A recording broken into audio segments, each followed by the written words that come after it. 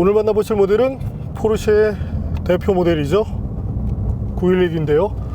그 중에서도 가장 타기 좋게 셋업이 되어 있는 카레라 S입니다. 엔진 출력만 해도 과거 대비 많이 향상이 되어 있고, 어떤 구성, 가장 최신 포르쉐다운 그런 면모들을 잘 보여주고 있는데요. 다른 것보다 성능에 대한 기대감이 상당히 커집니다. 디자인이나 이런 것들은 사실 요즘 이제 대부분의 모델들이 인터페이스를 공유하다 보니까 새롭게 다가오진 않지만, 그래도 스티어링 휠을 가볍게 돌릴 때 911만의 느낌이 있는데요. 자, 그렇다면 911 카레라 S가 어떤 매력을 보여줄지 잠시 후 함께 느껴보시겠습니다.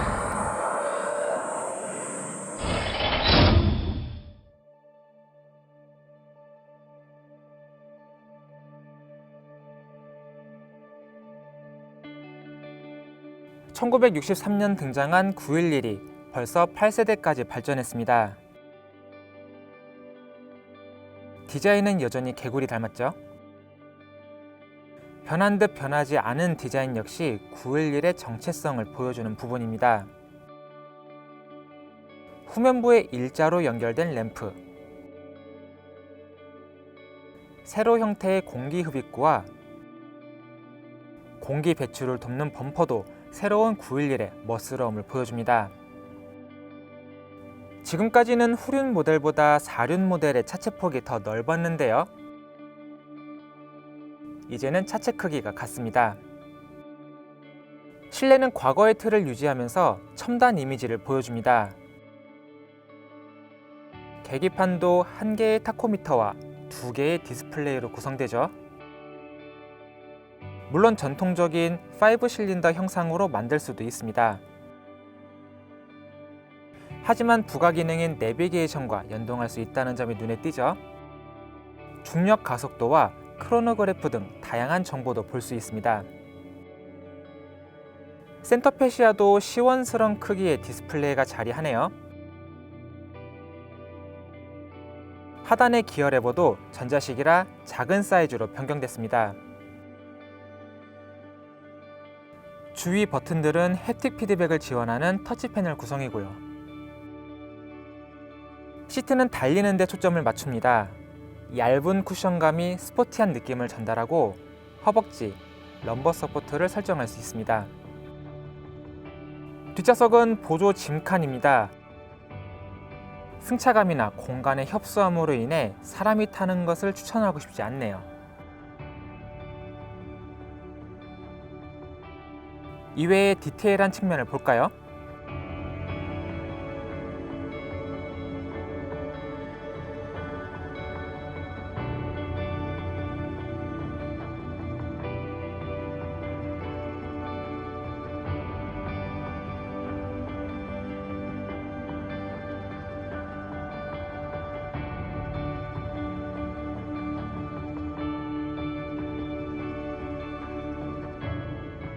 엔진과 변속기가 뒤에 있는 만큼 트렁크가 앞에 있죠. 플렁크라고도 부르는데 작은 여행용 가방 정도만 들어갈 사이즈입니다.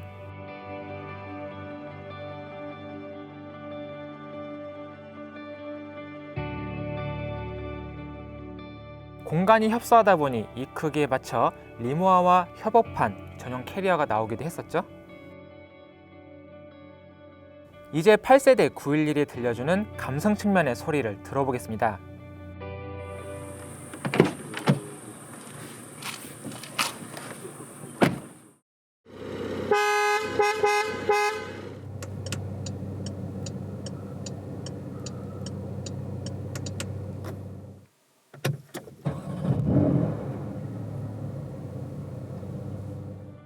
최신 911은 다양한 기술도 누릴 수 있습니다.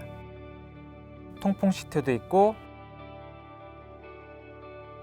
어댑티브 크루즈도 있습니다. 여기에 LED 매트릭스 헤드램프까지 갖춰집니다. 물론 이 모든 것들은 옵션이고요. 그럼 현재 테스트 모델에 추가된 옵션 구성들을 볼까요? 역시 내 마음에 드는 구성을 갖추려면 많은 비용이 필요하죠.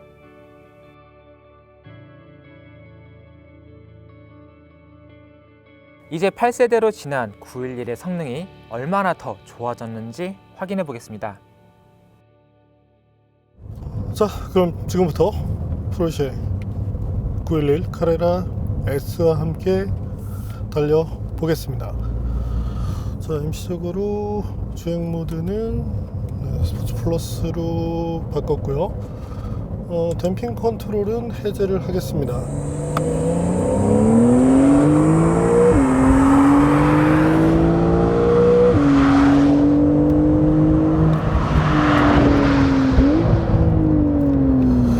네, 일단 가속 페달을 밟았을 때 일단 사운드에서 모든 거를 얘기해주고 있다고 생각이 되는데, 네, 과거 사실 이제 991 MK1을 비롯해서 MK2 때만 해도 이 S급이 상당히 강렬한 그런 모습을 보였는데, 현재는 그보다 한 차원 높은 그런 성능을 보여줍니다. 사실상 전 세대 터보와 비교를 해도 좋을 정도의 성능인데요. 엔진 출력만 해도 과거보다 많이 올랐죠. 현재 450마력, 최대 토크가 54.1kg/m인데 996대만 해도 420마력, 997 때 이제 480마력을 전후하는 그런 성능을 상급의 터보가 보였는데, 현재는 이제 카레라 S에서도 400마력 중반을 넘보는 성능을 갖게 됐습니다.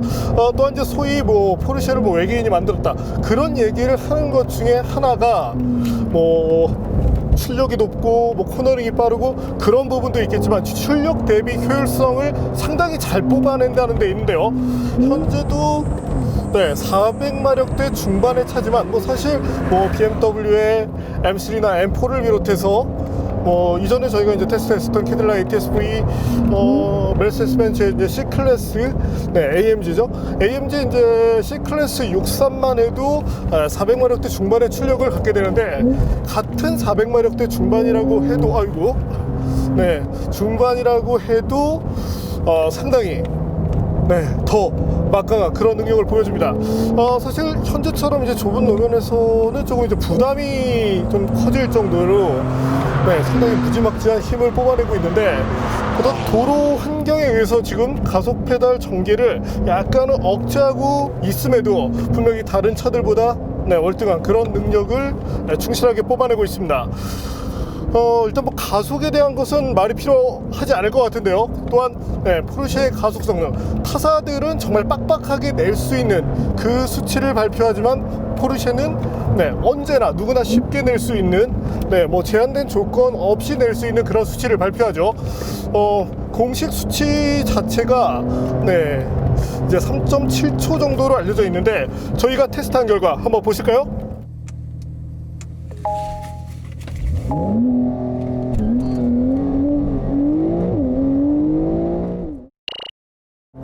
현재 보시는 것처럼 3.5초대를 보여주고 있습니다. 사실상 지금까지 저희가 테스트했었던 모델 가운데 가장 빠른 모델인데요. 내연기관으로서는 가장 좋은 효율이었고, 물론 이제 이 앞에 전기차인 테슬라 모델 S P100D가 있긴 하지만, 전기차의 특성, 특히나 이제 테슬라의 상급 모델이었으니까 그런 특수성을 제외하고 내연기관 모델 중에서는 가장 대단한 성능을 보여주고 있습니다. 사실 이제 저희가 이 계측된 데이터를 이제 많이 갖고 있다 보니까 4초대 차량들만 해도 상당히 많은 편인데, 3초대 차, 그 중에서도 이제 탑에 올라와 있는 것들이 다 포르쉐 모델들이네요.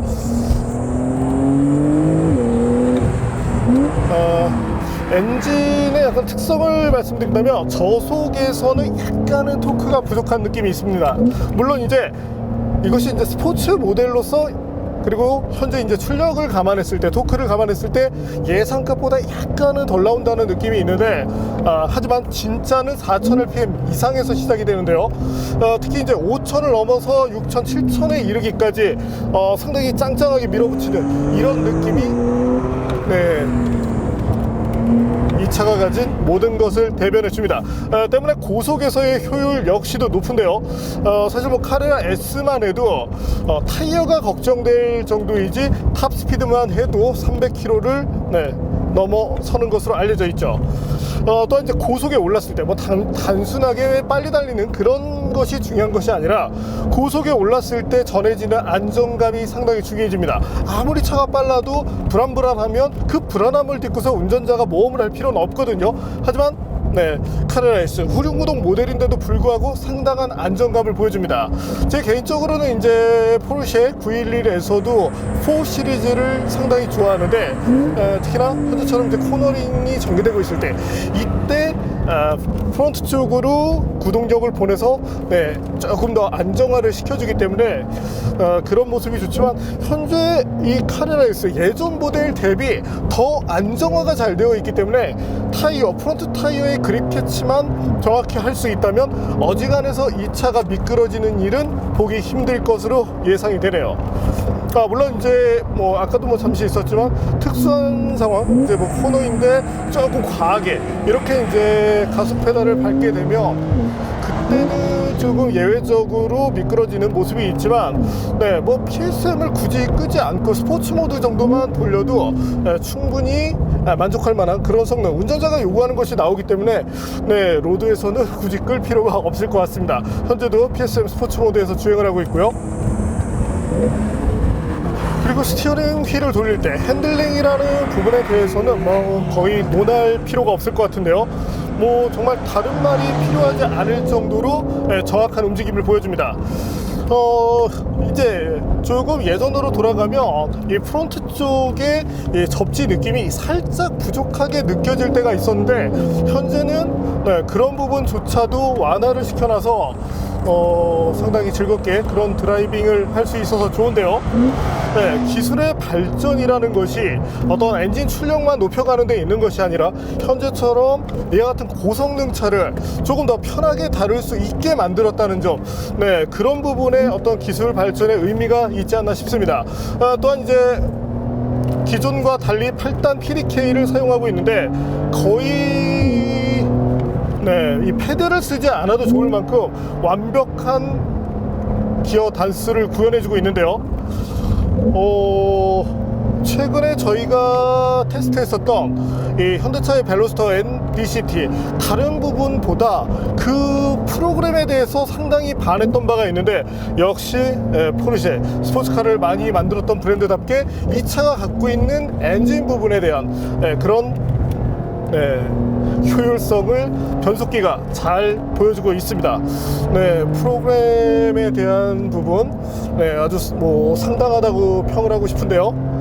자, 그리고 뭐 지금도 이제 엔진 소리에 묻혀 있지만 프론트 타이어가 이제 약간 소리를 낼 때가 있는데 기본적인 스티어 특성은 언더스티어에 맞춰져 있습니다. 하지만 이제 언더스티어라는 것이 다른 모델 정도의 수준을 얘기하는 것이 아니라 현재는 언더 성향을 갖고 있지만 사실 이 정도면 뉴트럴로 보는 것이 맞거든요. 그리고 상황에 따라서 이제 리어 휠을 운전자에게 어느 정도 컨트롤할 수 있도록 넘겨주는데 뭐 사실 이제 2-3일의 시승 시간이 매우 짧게 느껴지는 정도를 보여주고 있습니다. 뭐 사실 제대로 적응해서 탄다고 하면 그보다 많은 시간이 필요할 것 같은데요. 현재도 저희가 테스트를 하면서 연료 보충을 해가면서 타고 있는데 뭐 이 풀투풀 기준으로 대략적으로 한 5통 정도는 써야 이 차에 대한 완벽한 적응, 뭐 그렇다고 완벽하지도 않겠죠. 어쨌든 적응이 될 거라고 예상을 해봅니다. 자, 그렇다면 잘 달리는 포르쉐 911 카레라 S인데 과연 제동 성능도 얼마나 되는지 한번 볼까요?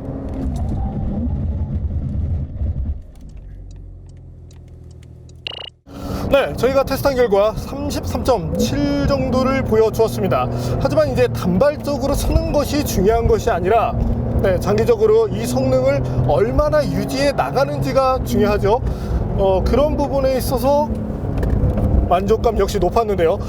최단과 최장의 편차가 대략적으로 한 1.2m 정도인데 정확히 말씀드리자면 브레이크 자체가 힘들어서 이와 같이 늘어났다기보다는 타이어 쪽에서 받아주는데 약간은 버거했다 이렇게 봐주시면 됩니다. 물론 타이어의 성능도 떨어지지 않습니다. 현재 대부분의 이제 소비자분들은 타이어는 역시 미쉐린의 이 파일럿 4S가 최고야 라고 생각하시지만 사실 이 시장에서의 레퍼런스 타이어 역할을 해주고 있는 것은 맞지만 그보다 성능이 좋은 타이어들도 최근에는 다소 많아졌습니다.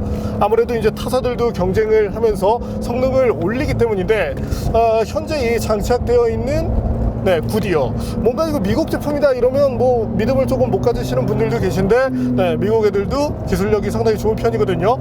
구디어 애시메트릭 3 이 타이어를 사실 이제 5위 타이어로 사용하는 차들이 많이 있는데 저희가 테스트한 결과 마모가 되더라도 충분한 성능을 잘 유지해냅니다. 또한 다른 것보다 이 그립 캐치라는 부분에 있어서 충분한 경쟁력을 보여주는 만큼 이 차를 조금 더 안정적으로 타는데 분명히 도움이 되는 요소라고 생각을 하고요. 참고로 이제 브레이크 시스템 조금 이제 시비한 환경에서 계속 타다 보면 약간의 부족함이 느껴집니다. 하지만 부족함이 약간 느껴진다는 것이지 실제로 이것이 어떤 그 위험의 요소로 다가오지는 않거든요. 만약에 이제 이것보다 더한 것을 원하신다면 물론 이제 조금 돈이 들긴 하지만 PCCB를 선택하시면 되고, 하지만 뭐 로드에서 그리고 뭐 가끔 이제 친구들과 함께 서킷을 주행하는 정도라면 현재 시스템에서도 불만은 나오지 않을 것으로 예상이 됩니다. 다만 이제 아쉬운 것이 현재 이제 브레이크 상태로 봤을 때 약간 뭐 초반 길들이기 없이 그냥 소위 이제 누군가 좀 이렇게 좀 많이 뭐 이렇게 표현을 하죠. 조졌다 라고 이제 얘기를 하는데, 그것 때문에 저희가 지금 예상한 컨디션보다는 조금 덜 나오고 있는데 그래도 뭐 대략적으로 한 90% 정도는 나오고 있는데 그래도 이 정도의 어떤 신뢰할 만한 성능을 보여줬다, 이런 부분에 큰 의미가 있다고 봐주시면 되겠습니다.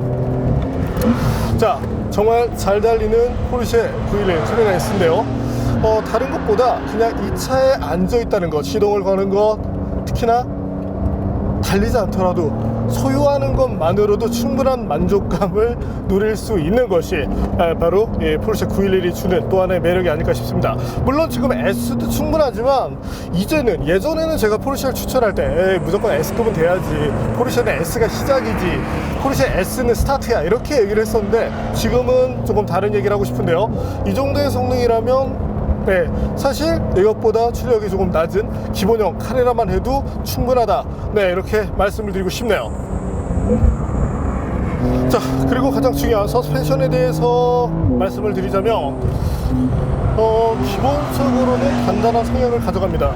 일반적으로 저속에 있을 때는 어느 정도의 승차감은 확보가 되거든요. 하지만 이제 이 스포츠 플러스 모드에 있을 때, 이때는 기대보다 조금 더 조여놓은 그런 느낌이 있는데, 이것 자체가 트랙과 같은 환경, 서킷과 같은 환경에서는 도움이 될 수 있지만, 하지만 일반 도로라면 스포츠 플러스에 놓고 엔진과 변속기의 리스폰스를 끌어내되 이 댐핑 컨트롤은 굳이 스포츠 모드로 놓지 않으시는 것이 유리할 수도 있습니다. 특히 이제 범프 등을 만났을 때 조금은 차가 신경질적으로 될 수 있거든요. 그러니까 고출력에 만들어서 서스펜션도 하드하게 조였는데, 이것이 이제 도로 환경이 매칭이 되면 상당히 이상적인 성능이 나오지만 때로는 이것 자체가 약간의 위험 요소가 될 수 있는 만큼 환경에 따라서 댐핑 컨트롤 이런 선택을 하시는 것을 추천드리고 싶습니다. 하지만 궁극적으로 스포츠카로서 노면에 타이어를 얼마나 붙여 놓느냐, 이런 부분에 대해서는 정말 최고다라고 평을 하고 싶네요. 역시 포르쉐는 다른 건 몰라도 서스펜션, 뭐 다른 것도 사실 잘하지만 서스펜션만큼은 정말 100점 만점에 110점을 줘도 아깝지 않네요.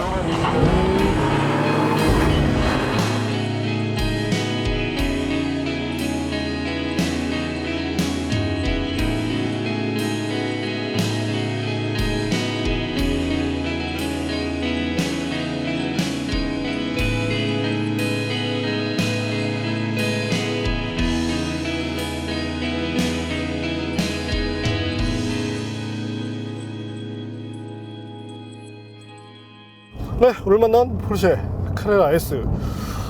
일단 포르쉐는 이 시트부터 조금의 불편함이 느껴집니다. 뭔가 경직된 자세를 만들어주는데 이것이 사실 빠른 주행을 할 때는 도움이 되거든요.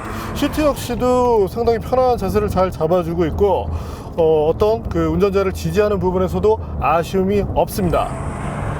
스티어링 휠도 예전보다는 움직임의 범위가 많아졌기 때문에 조금 더 편안한 자세를 잡을 수 있고요. 뭐 예전에는 정말 이 텔레스코픽만 지원해서 불편함이 있었는데 현재는 많은 소비자들을 배려해내고 있네요. 자, 그리고 주행 연비. 이와 같은 스포츠카들 당연히 연비가 좋은 편은 아닙니다. 하지만 또 포르쉐가 잘하는 것이 적정 수준의 연비를 잘 끌어내거든요. 때문에 고속 주행에 들어섰을 때 어지간한 그 대배기량 엔진을 쓰는 국산 이 프리미엄 카 그것과 비교했을 때 의외로 효율적인 부분에서 더 좋은 모습을 보여준다, 이렇게 봐주시면 되겠습니다. 자, 뭐 사실 가격이 문제겠죠. 가격은 당연히 비쌉니다. 여기다가 옵션을 붙이다 보면 현재 차의 가격 이렇게 되는데요. 자, 이와 같은 차를 탈 때마다 그런 생각이 듭니다. 아, 조금 더 열심히 살아야지. 드림카란 사실 그런 꿈을 꾸게 만들기에 더 상징적인 가치가 있지 않나, 이렇게 생각을 해봅니다. 네, 오늘은 이게 지금 카레라 그리고 바로 위에 있는 S인데 이 위에도 앞으로 많거든요. 뭐 GTS 터보 S, 거기 위에 또 GT3 있을 것이고, 또한 이제 GT2. 진짜 대단하다. 네, 오늘은 정말 이 모든 것이 손맛으로 연결되는 포르쉐 카레라 S를 만나봤습니다.